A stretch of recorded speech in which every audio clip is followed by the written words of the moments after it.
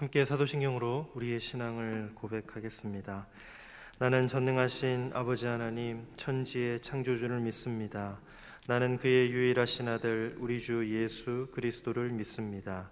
그는 성령으로 잉태되어 동정녀 마리아에게서 나시고 본디오 빌라도에게 고난을 받아 십자가에 못 박혀 죽으시고 장사된 지 사흘 만에 죽은 자 가운데서 다시 살아나셨으며 하늘에 오르시어 전능하신 아버지 하나님 우편에 앉아 계시다가 거기로부터 살아있는 자와 죽은 자를 심판하러 오십니다.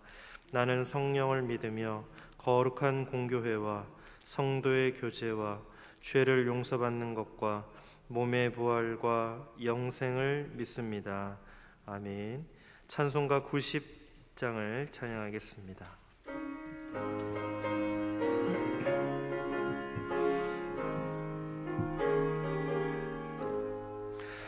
주 예수 내가 알기 전 날 먼저 사랑했네. 그 크신 사랑 나타나 내 영혼 거듭났네. 주의 맘에 늘 계시고 나 주의 안에 있어 저 포도비유 같으니 참 좋은 나의 친구.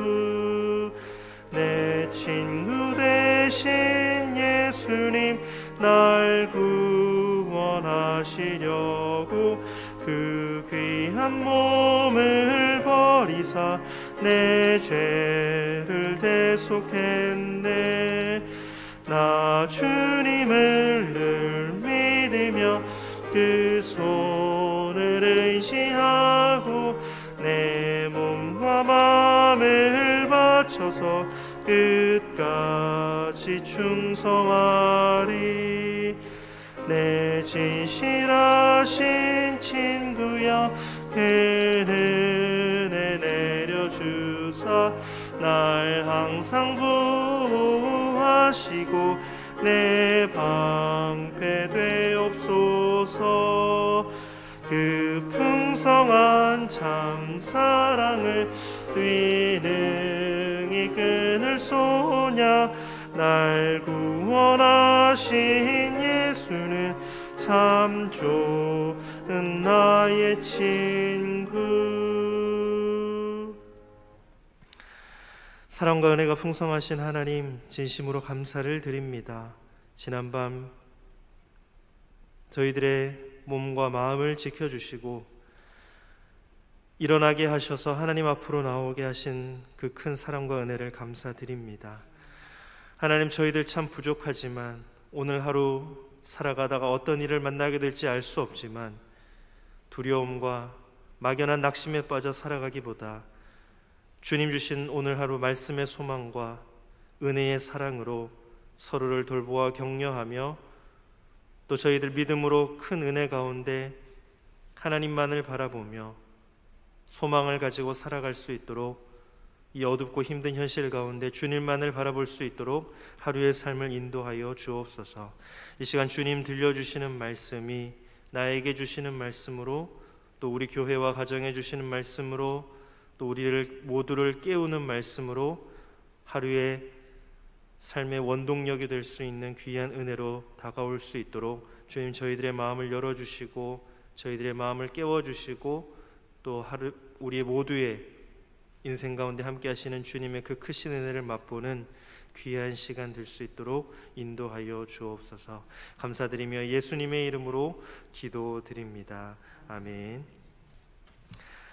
오늘 우리에게 주신 하나님의 말씀은 사무엘하 24장 1절부터 17절까지의 말씀입니다. 사무엘하 24장 1절부터 17절까지의 말씀, 구약 505쪽에 있습니다.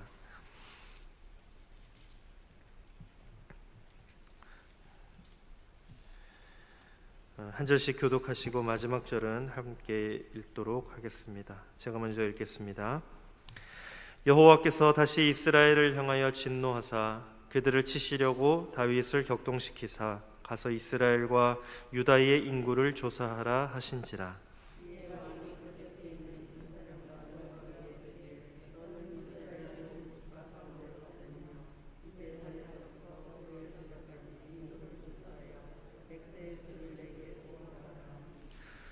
요압이 왕께 아뢰되 이 백성이 얼마든지 왕의 하나님 여호와께서 100배나 더하게 하사 내 주 왕의 눈으로 보게 하시기를 원하나이다.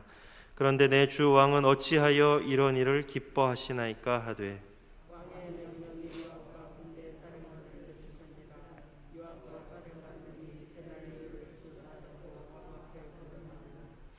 요단을 건너 갓 골짜기 가운데 성읍 아로엘 오른쪽 곧 얏셀 맞은쪽에 이르러 장막을 치고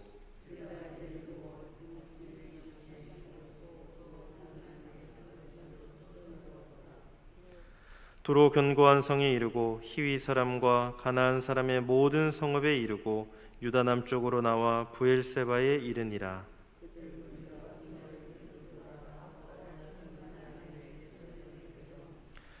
요압이 백성의 수를 왕께 보고하니 곧 이스라엘에서 칼을 빼는 담대한 자가 80만 명이요 유다 사람이 50만 명이었더라.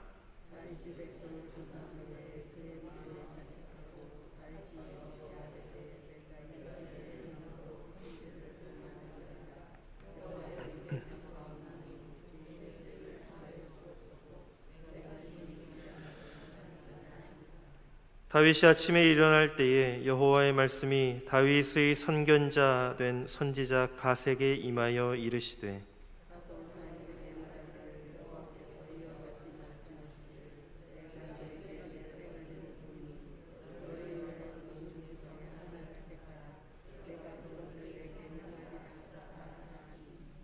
가시 다윗에게 이르러 아뢰어 이르되 왕의 땅에 7년 기근이 있을 것이니까 혹은 왕이 왕의 원수에게 쫓겨 3달 동안 그들 앞에서 도망하실 것이니까 혹은 왕의 땅에 사흘 동안 전염병이 있을 것이니까 왕은 생각하여 보고 나를 보내신 이에게 무엇을 대답하게 하소서 하는지라.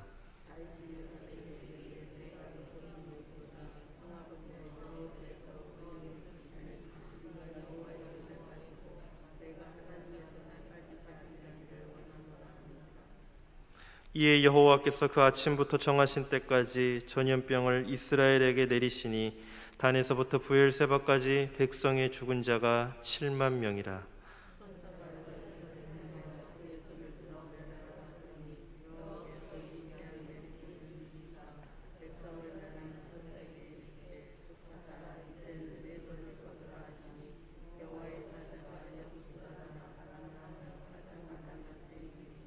함께 읽습니다. 다윗이 백성을 치는 천사를 보고 곧 여호와께 아뢰어 이르되 나는 범죄하였고 악을 행하였거니와 이 양무리는 무엇을 행하였나이까? 청하건대 주의 손으로 나와 내 아버지의 집을 치소서 하니라. 아멘. 에바다 찬양대에 찬양이 있겠습니다.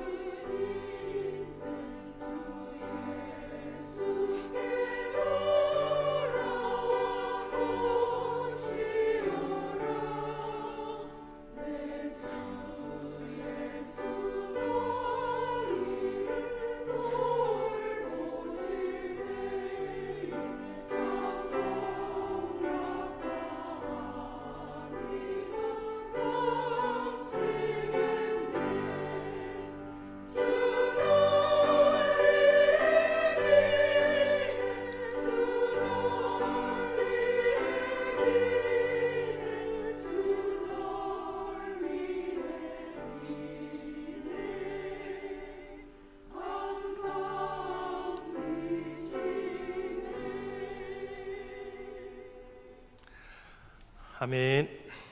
네, 하나님께서 오늘도 여러분들의 영혼과 또 몸에 크신 복으로 말미암아 하루를 풍성한 은혜를 누리시며 살아가시는 저와 여러분들이 되시기를 주님의 이름으로 축복합니다.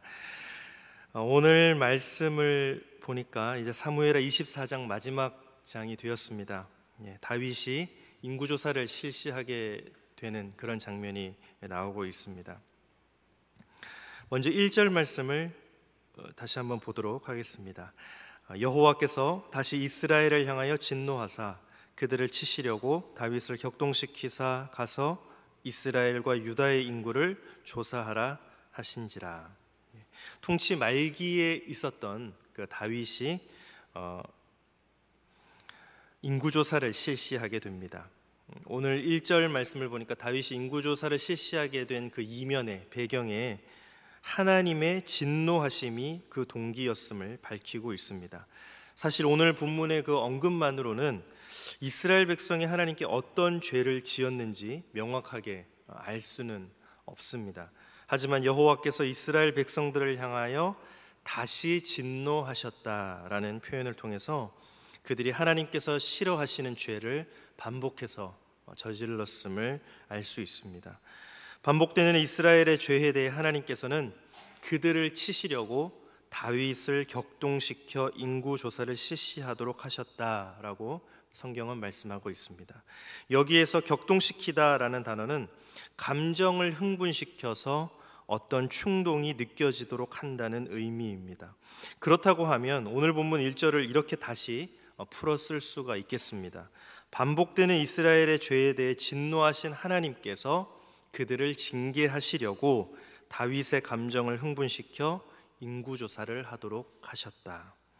그런데 그렇게 내용을 정리하고 넘어가게 되면 우리는 이후에 당혹스러운 상황을 만나게 됩니다. 본문 10절 말씀을 보겠습니다. 다윗이 백성을 조사한 후에 그의 마음에 자책하고 다윗이 여호와께 아뢰되 내가 이 일을 행함으로 큰 죄를 범하였나이다.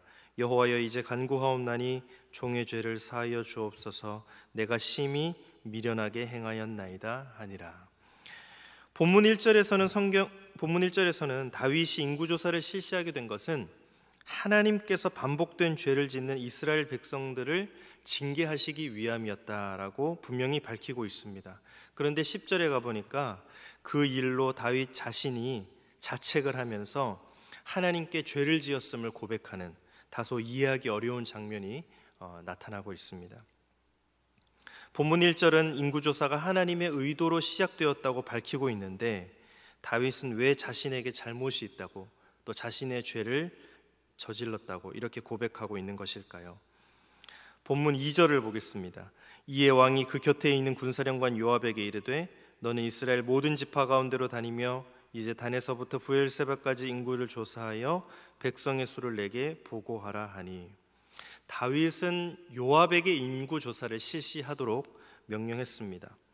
요압이 다윗의 군대 장관이었다는 사실로부터 우리는 다윗의 인구조사 목적이 순수한 인구조사라기보다는 다분히 군사적이다라는 것을 알 수가 있습니다.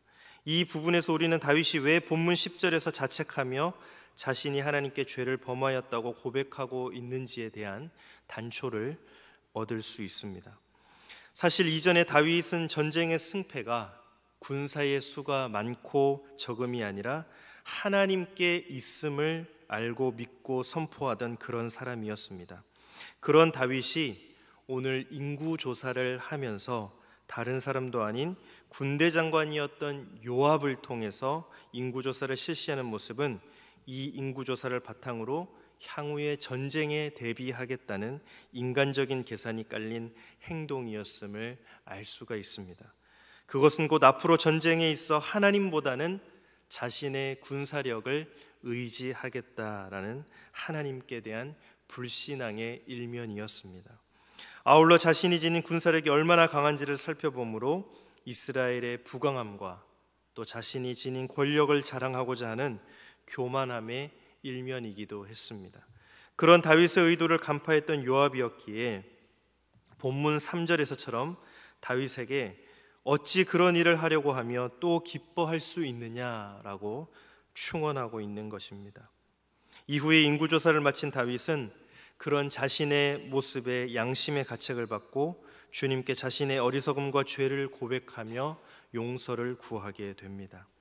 하지만 다윗의 인구조사는 결과적으로 이스라엘 백성 7만 명이 전염병에 걸려 죽게 되는 하나님의 이스라엘 백성들을 향한 징계의 통로가 됩니다.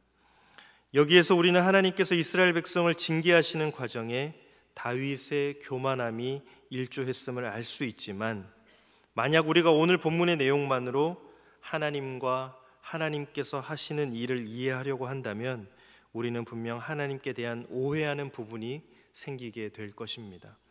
하나님이 당신의 일을 위해 계획적으로 인간의 감정과 생각을 조장하시는 분으로 생각되기 때문입니다. 이와 관련해서 우리는 다윗의 인구조사 내용이 또 다른 성경책에 기록되어 있다는 사실에 주목해 볼 필요가 있습니다.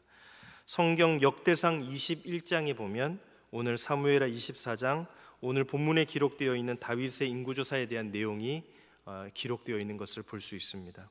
역대상 21장 1절입니다. 사탄이 일어나 이스라엘을 대적하고 다윗을 충동하여 이스라엘을 계수하게 하니라. 사무엘하 24장 1절은 다윗으로 하여금 인구조사를 하도록 이끈 주체가 분명 하나님이시다라고 밝히고 있습니다. 하지만 역대상 21장 1절에서는 그 주체를 사탄이라고 명확하게 기록하고 있습니다. 동일한 사건인데도 불구하고 이런 차이를 보이는 이유는 단순히 기록이 잘못되어서일까요? 동일한 사건이 이처럼 다르게 기록되어 있는 성경을 바르게 이해하기 위해 우리는 잠시 욥의 경우를 떠올려 볼 필요가 있습니다. 욥은 우스 땅에 사는 사람으로 온전하고 정직하여 하나님을 경외하는, 악에서 떠난 그런 순전한 사람이었습니다. 그런 그에 대해 사탄은 하나님께서 욥에게 복을 주셨기 때문에 그가 하나님을 경외하는 것이라며 그를 참소합니다. 그러면서 만약 하나님께서 그를 치시면 분명 하나님을 향하여 욕할 것이라고 단언합니다.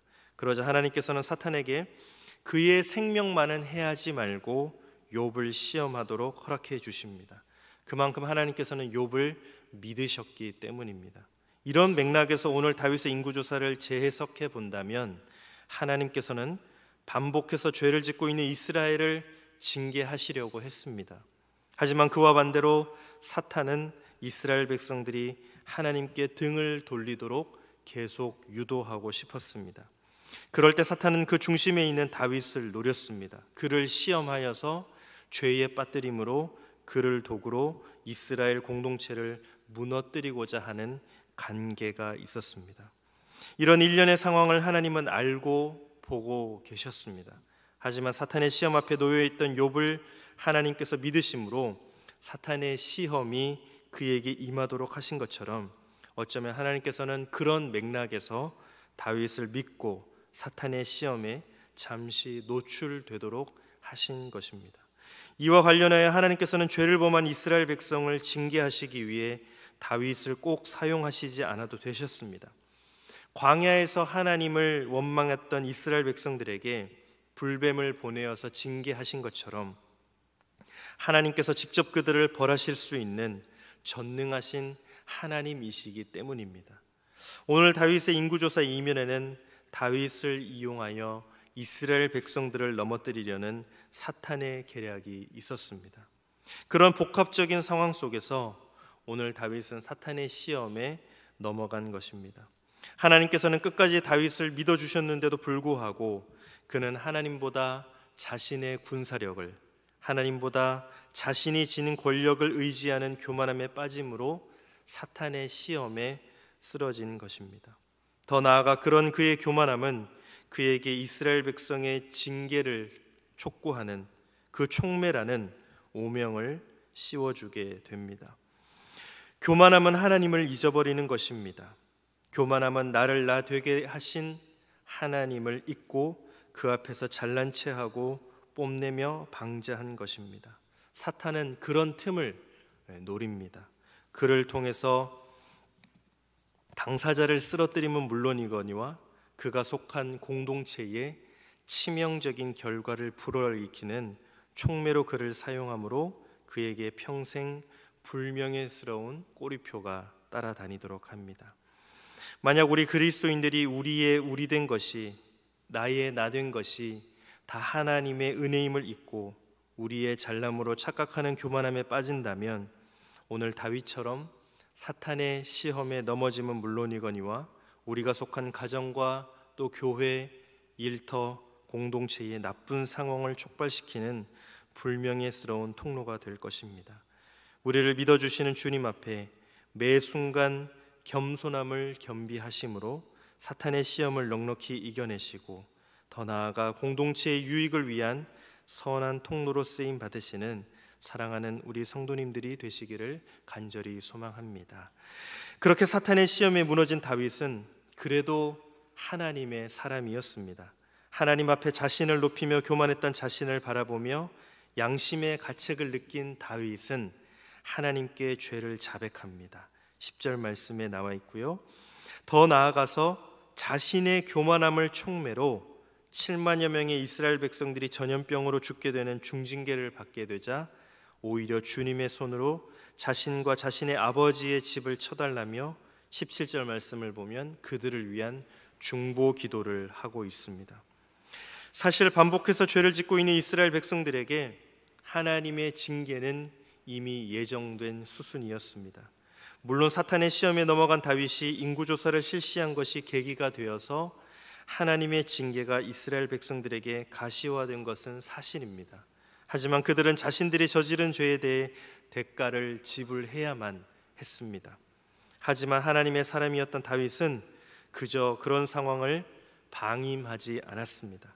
자신이 하나님 앞에서 할 수 있는 최선의 방법인 기도로 하나님께 나아갔습니다. 그리고 선지자였던 갓이 알려준 하나님께서 흡족해 하시는 방식대로 아라우나 타작마당을 구입한 후에 제단을 쌓고 번제와 화목제를 드림으로 자신은 물론이거니와 이스라엘 공동체를 온전한 회개의 자리까지 이끌어 갔습니다. 하나님께 죄에 대한 용서를 구하는 것은 참 어려운 일입니다. 하지만 더 어려운 것은 하나님께서 원하시는 수준까지 하나님께 회개하는 모습을 보여드리는 것입니다. 오늘 다윗은 자신은 물론이거니와 이스라엘 백성들의 죄에 대해 하나님께서 요구하시는 수준까지 회개하는 모습을 보여주고 있습니다. 하나님께서는 그런 다윗의 회개의 터전 위에 솔로몬 성전의 역사가 이루어지도록 하십니다. 연약한 우리는 교만의 죄를 범하기 쉽습니다. 그를 통해 나뿐만 아니라 내가 속한 공동체에도 큰 악영향을 끼치기도 합니다. 하지만 그럴 때 중요한 것은 단순히 죄의 자백에서 그치는 것이 아니라 하나님께서 요청하시는 수준까지 회개하는 모습을 보여드리는 것입니다. 아울러 우리로 인해서 안 좋은 결과에 봉착하게 된 공동체를 회개의 자리까지 이끌어가는 것입니다. 그런 면에서 오늘 다윗은 우리에게 바른 회개자의 전형을 보여주고 있습니다. 오늘 다윗의 모습을 반면교사 삼아 교만함의 죄를 저지르지 않는 우리 모두가 되기를 소망합니다.